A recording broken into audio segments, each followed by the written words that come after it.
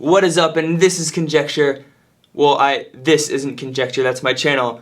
I'm Matt. Anyway, I've recently been reading up on creativity because I think it's interesting and worthwhile to know how we can create better, unique solutions to things. Traditional studies of creativity have focused on motivations like extrinsic or intrinsic, or specific scenarios like whether we're more creative for ourselves or for others. But there might be a whole nother side to this that we're not even considering. How creators' expectations of their audience influences their creativity. Yes, a recent study by Marie Forleo and Anne Mecklenburg calls this pro-social motivation, the desire to produce things that help people, which fuels creativity. And this might sound pretty basic, but it just hasn't been studied much. But what's even more interesting is that this other side has another side. In addition to pro-social motivation, there's also anti-social motivation, the desire to produce something that harms something else of value. This is also known as malevolent creativity. Now, if this doesn't strike you as too groundbreaking, that's probably because you've been on the internet at some point in your life and seen trolling, which is essentially the production of something.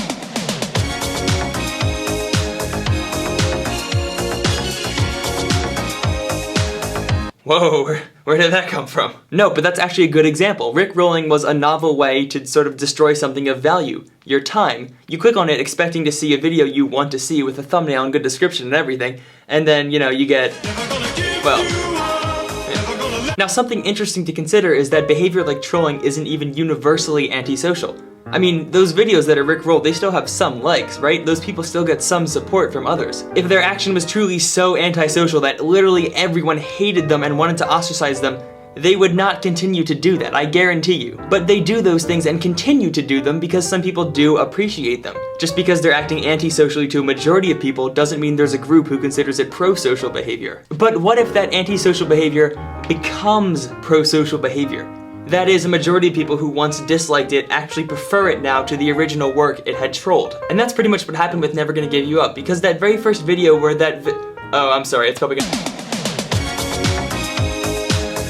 video became way more popular than the video it was originally meant to troll. In fact, the trolling culture that song created is arguably more powerful than the original song or Rick Astley himself. Scientists are looking for a term to describe this phenomena of antisocial behavior becoming pro-social behavior.